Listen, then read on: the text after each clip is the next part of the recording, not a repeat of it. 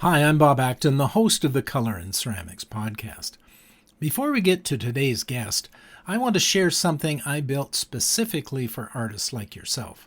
After so many conversations, in person and on this podcast, with artists, authors, musicians, and makers of all kinds, I kept hearing the same things. Trouble focusing on their vision, feeling creatively isolated, caught in self-doubt, and stuck and not sure how to move forward. I heard it enough that I decided to do something about it.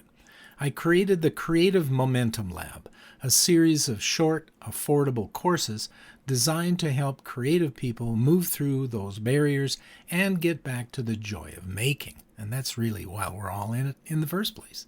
No overwhelm, no huge price tag, just practical tools to help you find your footing and keep going.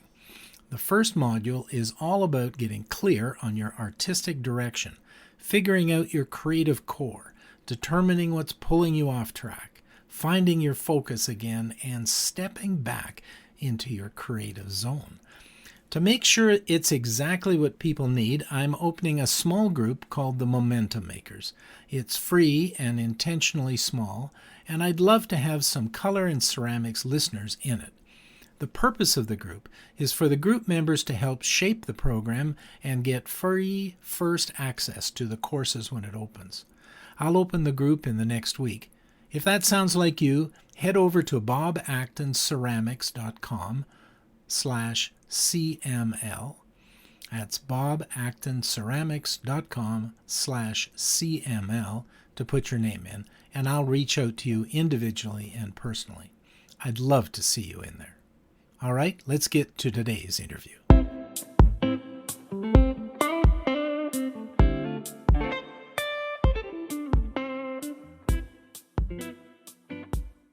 Today, I'm speaking with Kristine Zingeler, an interdisciplinary artist based in Calgary, Alberta, Canada. Kristine's practice moves across photography, collage, drawing, painting, and sculpture, and is rooted in close observation, collecting, documenting, and then assembling. Her work explores interconnectedness, time, and the constant state of change that shapes both human life and the natural world. There's a quiet intensity in her work. She pays attention to things that might otherwise be overlooked. Things like rocks and feathers, nests, insects, plants, and other small fragments of the world. And she elevates them into something precious. Her recent work moves between image and object, ancient and immediate, and tiny and monumental. Now let's meet Kristine. I'm sure you'll enjoy the conversation. Kristine, thanks so much for joining us on the Color and Ceramics podcast. We are very excited about having you on board. We love your work, and you are a local person here in Calgary, Alberta, Canada, where I'm located and where you are located. So it's really cool to have somebody very local, as we've interviewed people from around the world. So it's great to have you here. Hey, yeah, thanks for having me. Yeah, very excited to have you. Now, I wonder if you could sort of take us back to the beginning of your work a little bit and tell us about your journey into clay, because I know that you do some other artistic adventures as well. Yes. So when I first started practicing as an artist, I was a painter and I went to school and was a painting major and did that. And then I always was really drawn to sort of the materiality of what I was doing. And that led me to become more of an interdisciplinary artist. So after school, I started experimenting more with collage and photography, and didn't really get into ceramics in a real way until quite a bit later. And what I was doing was I was like doing my normal art practice, which was these collages and photographs. And then I was taking some ceramics classes just at my like community ceramic studio for my own pleasure. I did a couple wheel throwing classes like 15 years ago. And loved it, but it's really hard. So I didn't become an expert at that by any means, but I was able to make myself some little bowls and things. Um, and then when my first son was born, I remember just kind of feeling like I had different time. So I was still trying to do my work and I was still showing work when my first son was little, but I had um, I had this need to kind of try out some new things. And a neighbor of mine suggested we take a hand building class again at just the North Mount Pleasant Art Studio. So it's just in my community and it was really easy. And I took a hand building class and I kind of loved how accessible it was. I don't have a wheel, I don't have a kiln. It was like all these things that felt like a bit of a barrier with making something like a wheel thrown piece. It's really hard to get good at that unless you do it all the time, obviously. So I found that hand building was just easier for me when I already had a studio space. I could kind of just like move my collage stuff to the side and start making things out of clay. And it was just that one class I took that kind of opened the door for me, really. And I think I showed in 2020, I was pregnant with my second baby, and I had a solo show at the gallery that I was represented by, and it was mostly collage work. But I had a few ceramics pieces that I had just been experimenting with, and they did quite well, and people liked them. And when my son was born, shortly after, I kind of took a long break. And what brought me back into making art was actually clay, because I feel like it was so easy and it was like I could do it without having to be in this like more serious, thoughtful space. Like with my frazzled brain, I could kind of just go make something and it felt really good. And so that was kind of what led me back into making work was the accessibility of hand building clay. Yeah, very cool. It is a Hmm. bit addictive, isn't it? And Yeah. how you can get into it's the visceral quality of it. Your fingers are all dirty, and that's a little different than playing with paints or other mediums. Hmm. Yeah, very Yeah. cool. Very cool. So tell us a little bit about your work these days, particularly in the clay world. Hmm. What's alive in your work these days, and what's drawing you to that? So I've always been really intrigued by natural forms. Like I said, when I first kind of got back into it, what led me was looking at fossils, and my work kind of exploded because of that. I think um, I've always loved rocks. I've had a rock collection for my whole life. And when my kids were little, they were obsessed with dinosaurs. So we just kind of started looking at all these books again. And we went out to the Trail Museum and seeing these things that are just so incredible and varied and beautiful, but I mean, they look like they're made of clay, right? It's like the materiality is so similar to a clay piece that I think there was something there. And I really wanted to try and do that. I wanted to try and kind of like learn how to replicate those forms. And without having very much education in clay, it was like a really good teacher for me because I could kind of just look at this weird object and then try figure it out. And clay is so great because it kind of it shows you what the limits are very simply, right? It's like it will just fall apart at some point if it's not going to work. So you learn what those edges are.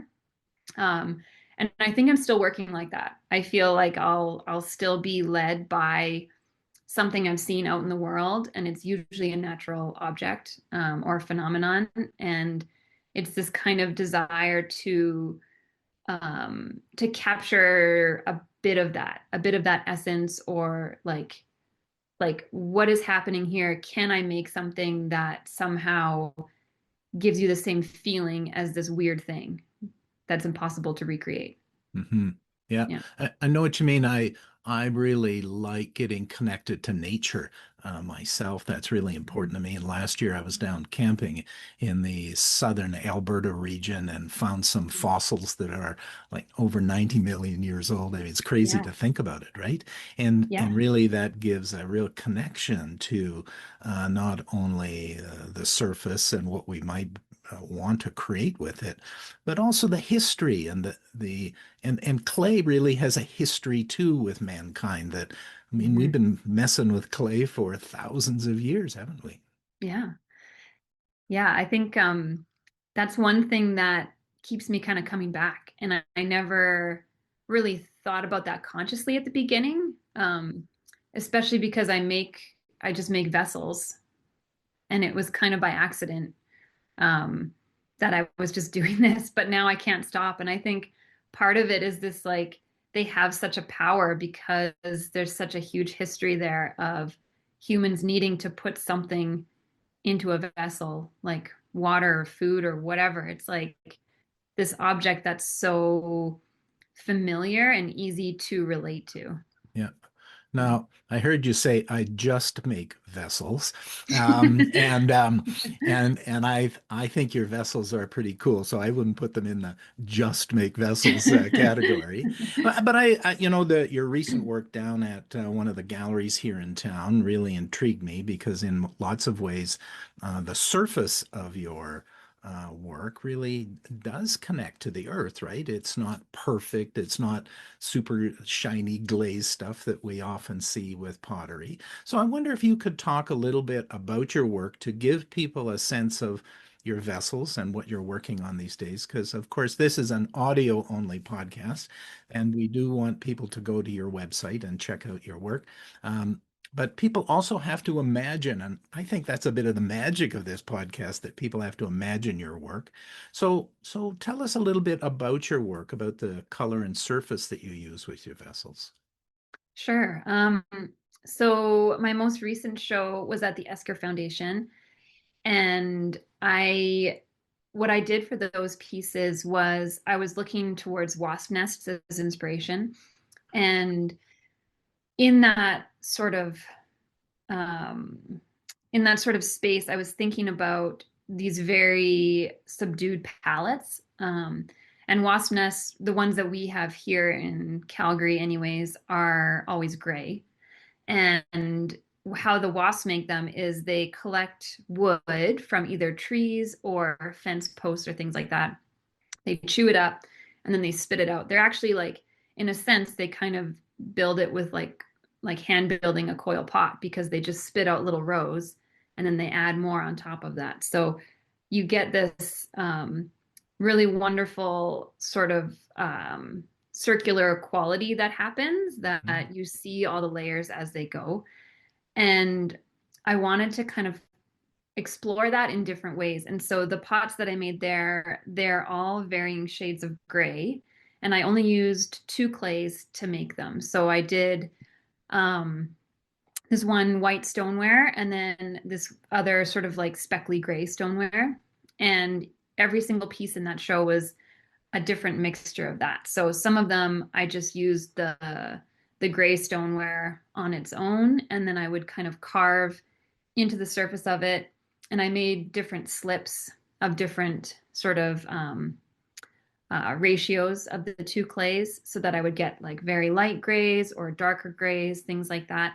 And then into the carvings, I would smoosh in the slip, scrape it back, and like add, take away. And then you end up with these really subtly varied surfaces that from a distance, they all kind of look like a mottled gray, but up close they're very intricate. So some have little loops, Mhm. some have marbled clay to make up the different colors. It's like some just there were some pieces that I just used the gray clay and all I did was I carved like ridges in them. And then it became about the clay and then the shadow.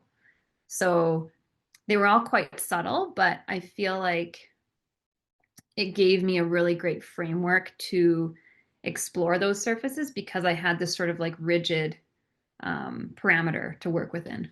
Mm. Now, Yeah. when you look at your pieces, and of course, I know a little bit about scraping back and seeing your work emerge out of the clay in some ways.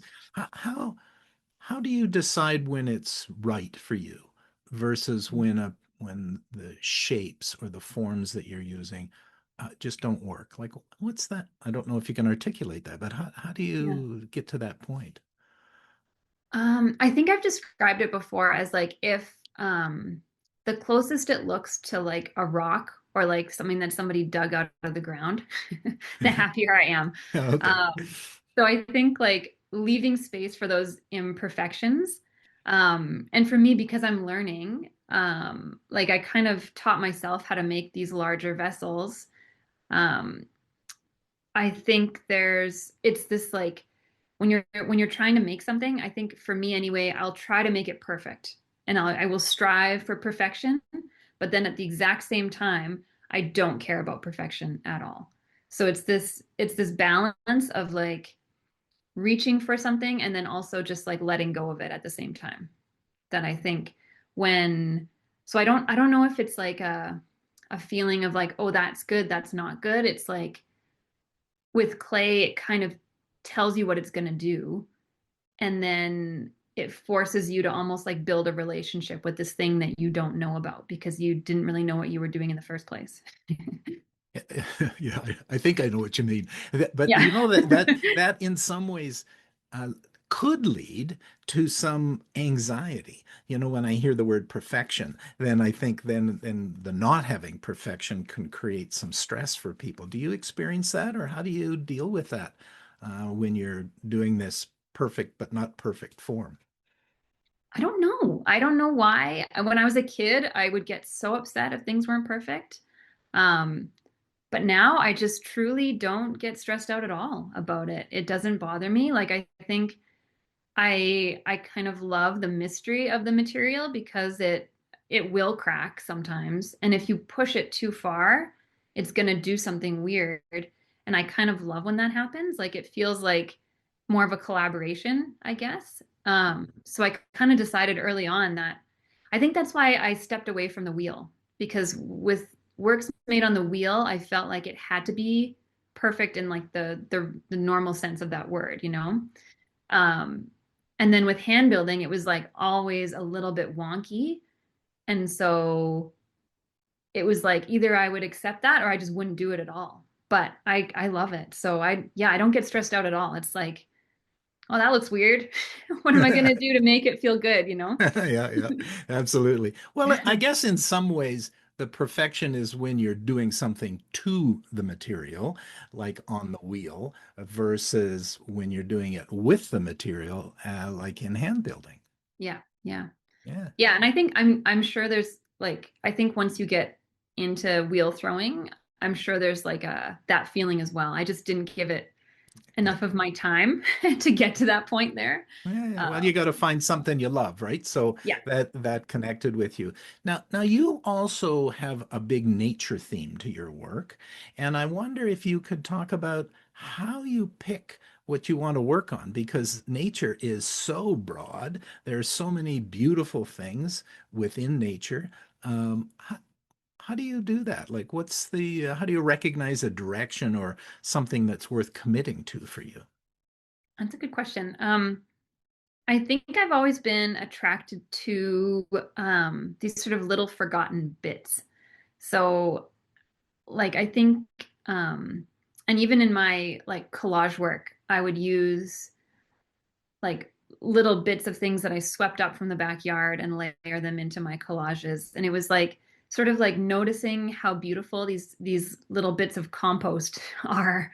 And I think there's kind of something powerful in that because you're able to see beauty kind of everywhere, and I think showing people that is really exciting. Um, Also, I feel like for some reason I'm really drawn to repetition and like an intricacy of pattern, and I think it's like it has really destroyed my back sometimes to be drawn to that, but I'll get myself into these situations where I have to carve like a million teeny little marks onto this huge pot, and no one told me to do it. Like I kind of forced myself into it, but it drives me crazy. And then when it's done, it's like exactly what I want. So I think seeing that in little things, like a little old, like a pine cone that a squirrel ate half of it, and you see all the little bits inside, and it's like kind of garbage, but kind of not. I Hmm. think that's what I love. Yeah, no, I can relate to you completely. I've started getting into macro photography Oh yeah, yeah, of insects because I'm really interested in the little world, as I call it, and how yeah, we need to protect our biodiversity. And yeah, I saw an image the other day of a person who had taken a very big close up of a butterfly's wings, yeah, and so I know what you mean. You can spend then hours recreating those little pieces that you see out in nature. yeah. Yeah, that's Yeah, cool. I've been thinking about repetition a lot, and I read this really lovely thing. It was talking about why certain things are considered almost like women's work, like embroidery or even like ceramics sometimes. Like it was like this or like tapestry. Like historically, women have done these things, and a lot of times they're very repetitive tasks. And what the person was arguing was that it wasn't like there was some male patriarchy forcing women to do this. It was that in early societies, women had to breastfeed and they had to raise babies, and so there was natural constant interruption from the kids. And these repetitive actions were really easy to put down and pick up again. So women could be like relied on to do this work and also like take care of the children of the next generation. And I just thought that was like such an interesting way to think about it. Um, and yeah, our whole world is made up of repetition, right? Like our cells and the universe, it's like this amazing, Yeah. like constant thread. Yeah, yeah, absolutely. And your comments there about the author that you read about, that's got a historical connection to it as well, right? The Mhm. how that's been part of our history of living as humans. Yeah. Yeah. Yeah. Hey, could you talk a little bit about what might pull you away from your center creatively, and how you return to it? So we've been talking about your connection to nature and the kind of work that you do. What can drag you away from that, and how do you get back again? Um, I mean, I think there's like the daily sort of routine that like I've got two kids. There's like dinners to make and snacks to make and lunch to make and like all the things. Um, and sometimes it feels like it's dragging me away, but at the same time, I think it like sustains my work a lot as well. Like those deep relationships that you have, being part of a family. Um, And recently I've actually it's like seems silly, but I took Instagram off my phone because that was pulling me away. And I think it's this like this digital world that feels really icky after a while. Hmm. Um like yeah, I can easily make work with my kids and like in tandem with raising my kids. I feel like that is like yeah, it's busy, but it's not really creatively pulling me away. But I think honestly, like the just like staring at a screen and like being stuck in this loop of like, oh, what's so and so doing today? You know, like that feels like a big drag. So I kind of just cut that out. Yeah. Yeah, Yeah, that's really interesting. I think that's true because we can get wrapped up sometimes in other people's work, and we can yeah, get comparative, right? Like how's our hmm work compared to that person's work? yeah, And yeah, no, I hear you there for sure. And I think the other thing about, so not just social media, but media in general and our phones, is that it is hmm often stressful. Like it's yeah, all about stories that are not happy, right? And hmm we see there's a lot of that going on in the world these days. So that can yeah. pull our mind away creatively. I can see that. Now, has self-doubt ever shown up in your practice? You've been in the art world for a long hmm time. Has that Yeah. ever occurred for you where you started to question yourself or your own artistic ability? I think so. Like I feel like I've been pretty lucky with not having too much self-doubt, to be honest. Like I think one thing that I think is really important to figure out early on is that you should be making work because you want to make it, not because you want to win some competition or be included in some show. It's like you're not going to be included if you make work just for that. It's going to be terrible. So I think for me, it was like figuring out right away just to make it for myself. And I have a very supportive partner who like kind of allowed me space to do that. So I didn't feel like I had to financially be supporting myself all the time. It was like I kind of right after school, he was like just I was working these silly part-time jobs that had terrible hours and wouldn't pay me very well. So he was like, just cut it out, focus on your art and do that. And so I think yeah, just having the space to do that and like always be making something, it kind of removes that self-doubt because you're always doing something anyway. Um, right before I showed at Herringer Kiss Gallery, which was all the work from the fossil sort of body of work that I was doing. That was, what was it? It was February 2025 that I showed that work. And for about 3 years before that, I was kind of artistically like off the map in terms of like the art scene because my youngest son would just like he just wouldn't let me leave the house. So I couldn't really be out doing anything and connecting with that community because he would be so sad if I left. So it was easier to stay home and I was making work, but it was like it was kind of just piling up because I wasn't showing it. The gallery I had been with before closed down during COVID. It was this isolation. And that started to feel really bad. It was like, at first, it was great to just be making with no pressure and all this stuff, but then eventually it kind of got suffocating. And I think that was the moment for me that it felt like almost like this urgency to get the work out in the world. Because, yeah, the line between like artist and then like crazy woman making things in her garage was blurring. Yes, So, I know exactly what you mean. yeah. I think one of the things that I hear you talking about is a protective factor for you around the self-doubt, and that Mhm. has been to really ensure that you are doing the work that's important to you. That it's not Mhm. important to somebody else, or it's not important to some sort of social media algorithm that's going to Yeah. produce your work. It's really, and that's a big protective factor in Mhm. being able to feel confident as an artist, which is tough, I think. Mhm. Yeah. Yeah. I mean, I tried to do like I've done that before where I think, "Oh, I'll get into this show for sure. I'm gonna make this thing and it's gonna be great." And then it never worked. So I think after a couple tries it was like, "Well, that's a waste of time." Yeah, yeah, Yeah. no, yeah, absolutely. I think there's some energy we put right into our work when we're doing it for ourselves, right? And when we Yeah. don't have that in the work, people somehow unconsciously recognize that as we go forward. Hey, Yeah. one of the things that lots of people in our audience are interested in is kind of the business side of things. And Mm. you talked a little bit about that in terms of getting the work out there. You didn't want to just stay Yeah. in your studio. What are some of your suggestions around social connections, which I think is also another protective factor for you? But Mhm. what's some of your strategies around that? Because you've been pretty successful with gallery representation.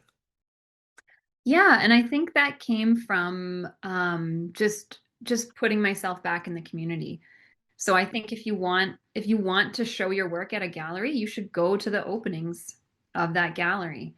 Um, I think yeah, you can go see the shows like when it's not the opening, and of course it's easier to see the work that way in the show. So that's important too. But the openings are where you build that community and you see people and you say hi, you congratulate them on their show, and then they want to see your work and they want to come to your show and it builds this sort of thing.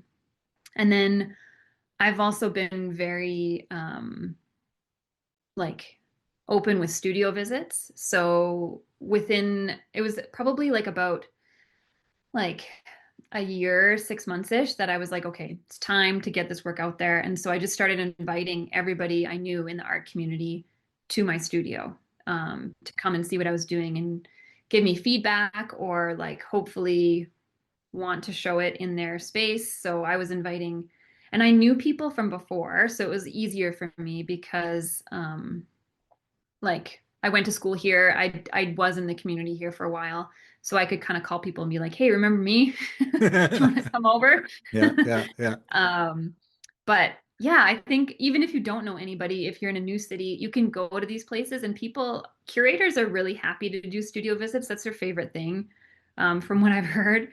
And it's really fun, and you get to kind of hone your ideas, because it's one thing to make the work, but then I think to have a firm grasp on what you're doing is really important. And gallerists and curators want to know that you know what you're talking about, because you can make things that are amazing, but if you have nothing to say about it, it's kind of like there's more risk for them in taking you on, because it's like, well, is this going to be the last thing they make? Because it's like they're not really thinking about their work at all. Hmm. Well, so lots of things you're talking about there. You're talking about Hmm. building social relationships with people through Yes. connections and chatting about art in general, and then Hmm. talking about their work, which sort of then naturally gets them to ask you about your work.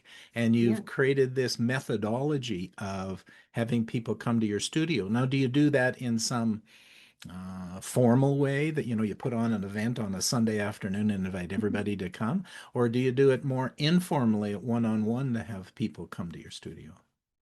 I always do it one on one.